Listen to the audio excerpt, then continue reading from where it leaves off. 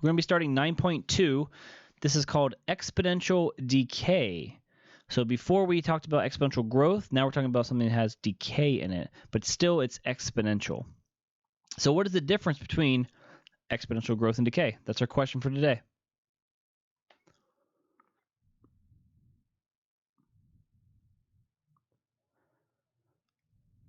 First, we need to talk about something that comes up in word problems quite a bit, and that's the word depreciation. Maybe you've heard that word before about things actually depreciating, like cars depreciate, many things that you buy depreciate, even like your cell phone depreciates over time. So whatever that means is, in definition of it, so that way we can use it then, is something that loses its value over time. It goes down in value over time. Usually when you buy something brand new and you start using it for whatever it might be, over time, the value of that drops. And so we're going to take care of that by figuring out how to deal with that in our formula. What we're going to do is we're going to take, it's going to give you some kind of depreciation rate. So we're going to take 100% and we're going to subtract that from the depreciation rate. So if you forget what it means by depreciation and how to use it in the formula, when we go back to our original formula, then you'll understand how this comes from. So 100% minus depreciation rate, and that's going to give you the percent growth. So I'll give you an example. If we have depreciation rate, depreciation rate. So if you have a depreciation rate of, say, like 25%, what you do is you take 100, up here, 100, minus 25%, that's your depreciation rate. That's going to give you the percent growth, which would be 75%. And then we take that and we use that as a decimal, changing it from a percent to a decimal. So then we would use the number 0.75 instead of whatever this was, 25%. So when we do our formula, which is back to the original one we saw in 9.1, a times b to the x, the percent growth is 75%. We would change that to 0.75, and that would be your b value, because this is the growth rate, if you remember. So we're going to try a word problem where we have a depreciation, and I'm going to show you how it's used. Example 1.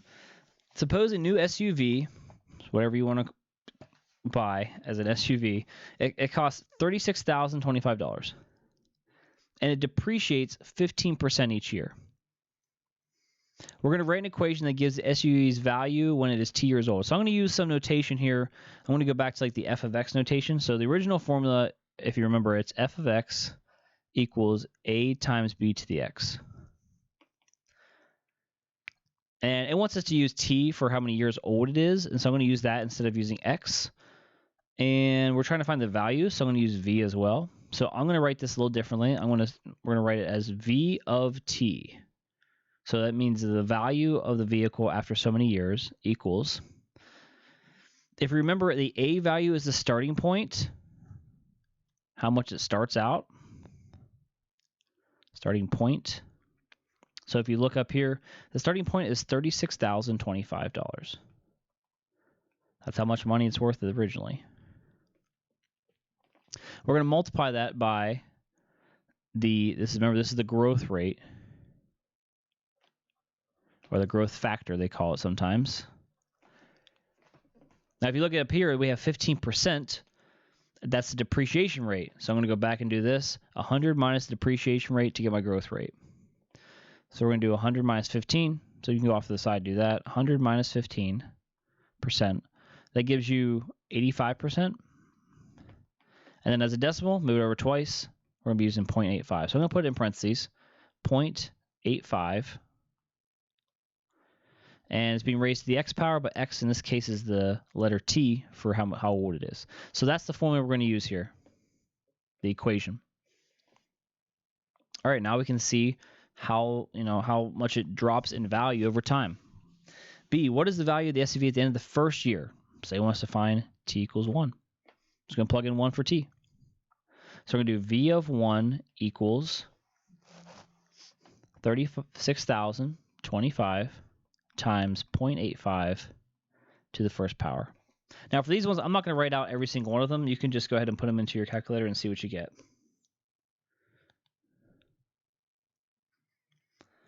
So we'll do 36,025 times 0.85 to the first.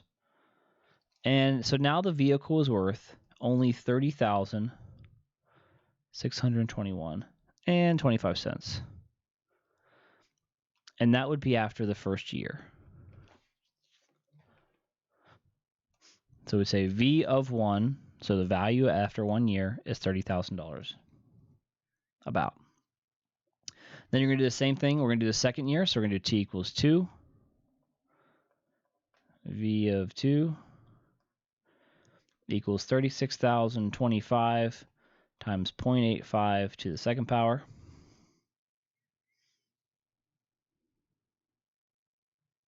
Make sure when you are doing this in the calculator that you do the exponent first. You have to do 0.85 to the second power and then multiply.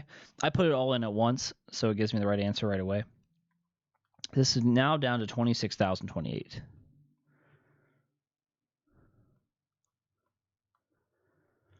So we've dropped about $10,000 in 2 years. So how about the 10th year? T equals 10. V of 10 equals 36,025, 0.85 to the 10th power. Let's go ahead and type that into the calculator. And I get, so this is a long time that we've had this vehicle, 10 years, and now we're down to, I have 7,092 and about 40 cents. But again, that's after 10 years. It went from 36,000 to 7,000. So the question here is, what do you think the graph is going to look like? So we already saw the growth one where it started out really, really small, right? It was like we had fractions in the negatives, right? But then it kind of slowly increased and eventually it just like really took off and jumped up. What's going to happen here? So say we were pretending to graph this one, even though we're not going to. We have these values in years, right? The first year is all the way up at 30,000. And even before that, before we even start, it starts at 36,000. Then it drops to 30, it drops to 26, and now to 7. So as we're increasing the years, 1 to 2 to 3 to 4, all the way up to 10, what's happening to the value of the car? It's dropping. So the question is, what do you think the graph will look like? Well, we're going to have, originally we're going to start all the way up here before we actually have the car. This is at 36,000, right? And then it's going to be dropping over time. So this is going to be going down over time. And then the last question is, in this case, will this graph ever cross the x-axis? Well, if it comes down over time, the question is, does it ever reach a value of $0? And you might be able to answer this from the last section we did about growth, but we should know that this is the same type of graph. It just looks a little different. It's not going to cross the x-axis. Even in real life, that would make sense to own a vehicle that is worth $0, or in that case, -$, if it crossed over. So this is just an example of something called exponential decay. So over time, in this particular case, over time, it drops in value. So as we increase the x value, like time and years, then the y values are decreasing. So here's our general formula. F of x equals a times b to the x. The only way you can say this is decay is if specifically the b value is between 0 and 1. So if you remember, growth had to have a b value that was greater than 1. Decay has to have a value between 0 and 1. That's what this means. So any number between 0 and 1, so it could be 0.7, 0.32, right? Any of these decimals, as long as there's a 0 out front with a point, you can have it. It's got to be 0 point something. It has to be less than 1. And that makes decay. The one we just did, if you look back, was 0.85 or 0.85. This is all decay. That's the biggest key here. All right, so we're actually going to do another word problem, and then we're going to graph it and see what it looks like. So suppose you buy a watch that costs $140 and it depreciates 10% each year. I might increase the...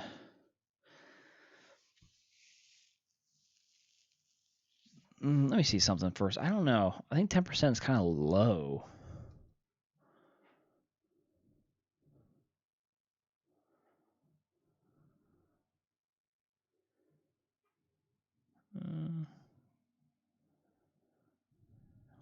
Let's try that. I'm going to change this to 20%. Let's say it's 20% each year. Let's see how that works. I don't know how well it's going to work, but we'll see. So say it depreciates 20%. So this is going to be more than even the car, I believe, the SUV. That was 15. So complete the table and show the graph of the value of the watch over time. And so first we're going to write the equation for the value of the watch. I'm going to do the same thing as before. I'm going to say V for value, and you have T for years. So I'm going to say V of T equals, how much does it start with? Remember, it has to go A times B to the X. The starting value is $140, just like the car was $36,000, times, put in parentheses, our depreciation rate, which we had to change. It's going to be 100 minus 20, which is 80%. As a decimal, move it over. So we're looking at 0.80 to the, oh, not X, almost put X, T for time. Okay. So we can fill this out and see what it looks like. I'm just going to plug in 1 and 2 and so on to see what it looks like. So if we do it with 1 in there, we get 112. We might even have some decimals here. A 2, we get 89.6. 3 is 71. Oops, 71.68. Now this is in years again, so 4 is 57.34. 5 is 45.87. And then we're going to have to estimate it when we graph it on here. 6 is $36.70. 7 is $29.36. And then 8 goes down to 23. Whoops. 23.49 if you round it up. So we're just going to try our best with plotting these points. So at 1 year, remember this is, so I'm going to probably should label this. This is years.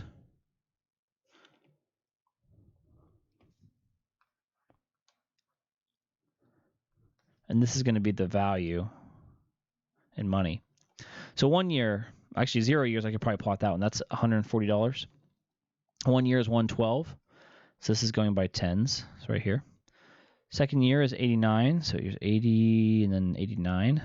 Third year is 71. It's right here. Fourth year is 57.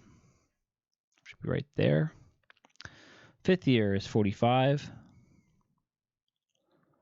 So, oh, that's 50. 45 would be like here-ish. 6 is 36, so that'd be here. 7 is 29, that'd be here. 8 is 23, about here. So we have this line going down here, and you can see this is decay. It is dropping down.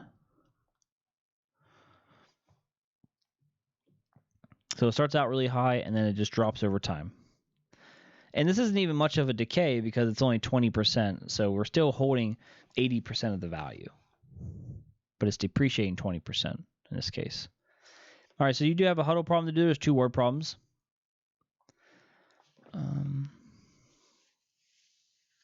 If you're doing number 2, just be careful with that one because this tells you the value of your card now is 9,000. So that's kind of like your V of T if you're setting this up. You bought the car and it costs 14,000. 15% depreciation. Now you're trying to find T. So I'll set this one up for you as well. It's 9,012. It's a current value. Equals the initial value, 14,675. Times 15% means we're dropping to 85. 100 minus 15%. It would be 0.85 times t to the t. So what you're going to be doing is you're going to be plugging in a number for t, probably not 1, but 1, 2, 3, and so on until you get the value of 9,000. So see how many years it takes. And we have one more example. We're going to graph the following equations on the same grid. So I'm going to just pull these up in, well, I guess we can do them by hand, and then I'll pull them up on Desmos. So 3 to the x. We've done this before, but what we have not done is 1/3, because this is going to be a growth, and this one's going to be a decay. Now, why is this one a decay? Well, 1/3 is the number 0.3 repeating. So decay, it's less than 1. This is clearly greater than 1. So we'll see two different things here. And I'll use two different colors as well to see the comparison. So -2. If you plug -2 in here, you get 3 to the -2. That's 1 over 3 squared, or 1/9. Same thing here. 3 to -1 is 1/3. 0 is 1. 1 is 3. And then 3 squared is 9. Change colors. So we have 1/3 to the -2. So notice what happens here if we do that. 1/3 to the -2. We have to flip this to make it positive, so it's just 3 squared, which is 9. Same thing happens with the -1. You have 1/3 to the -1, which is 3 to the first power, which is just 3. Any number to the 0 power is 1, as we know. Let's see, 1/3 to the 1 is 1/3, and then 1/3 to the second, which would be this. That would be 1 over 9. So it looks like the table, in this case, they look like they're just opposites. So I'm going to do the decay one first. We'll do 0 and 9. 1, 2, 3, 4, 5, 6, 7, 8. Oh, we'll say 9's up here. 0, 9. Oh, whoops. It's -2, 9. Looking at the wrong thing. So we'll say -2 is here. So 9 is up there. -1 is 3. 1, 2, 3. 0 is 1. 1 is 1/3,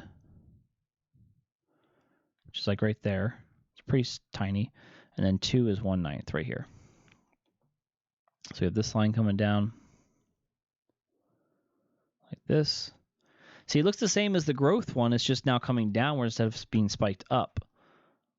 So the growth one will have -2 as a really, really tiny number, 1/9. Then it goes up a little bit higher at -1.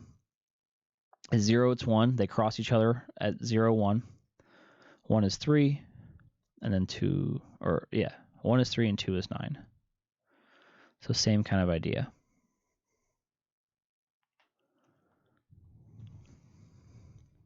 And then based off of what we got here, we're going to do some domain and range and answer some questions. So the domain of this first one, 3 to the x, since it goes left and right forever, it's going to be all real numbers. The range, nothing is below in the negatives, so we're going to say it's from 0 to infinity. What is the asymptote? As always, x-axis. And then we have, what are the x and y-intercepts? Well, x-intercept, none. Doesn't touch the x-axis. Y-intercept is 1. This crosses at 1 on the y-axis. Now, if you look at the decay one, this is going to be so similar. Actually, it's going to be exactly the same answers. Domain is all real numbers. Range, 0 to infinity. Make sure you do not put a bracket on the 0 because it does not include 0. Asymptote is x-axis. X and y-intercepts, so there isn't an x-intercept, so none. But there is a y one, and it just so happens to be the same point. The y-intercept is 1. So regardless of being growth or decay, they look different, but they have a lot of the same kind of properties. Domain, range, asymptotes, x and y-intercepts.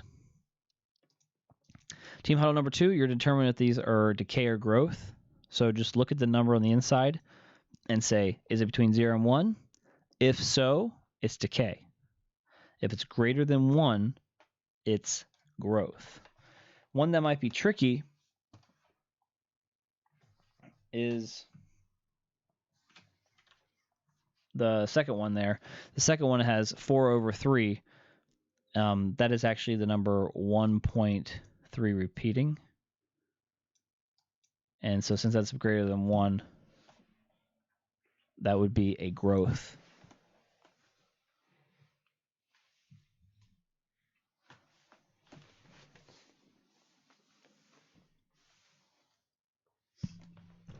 I think the other ones are pretty self-explanatory. If you don't be confused by the numbers out front, these don't matter. It's just whatever is next to the x. That tells you your growth or decay. So growth, again, is bigger than 1. Decay has to be between, not equal to. Has to be between 0 and 1. And then you have one more to fill in: growth factor, domain, range, asymptote, all that stuff. And you should be able to finish up. And then don't forget to finish up with the mini quiz as well.